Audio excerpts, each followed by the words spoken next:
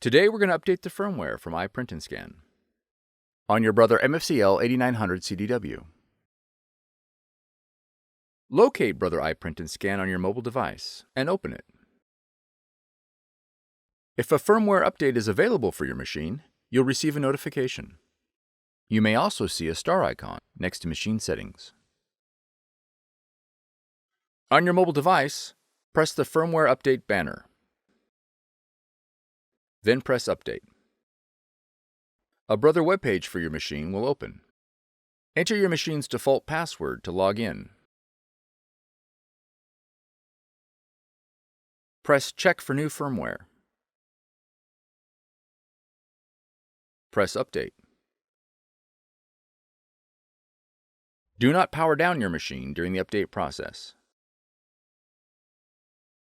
After the process is completed, you'll need to log back in and confirm the update. If additional updates are available, perform the update process again.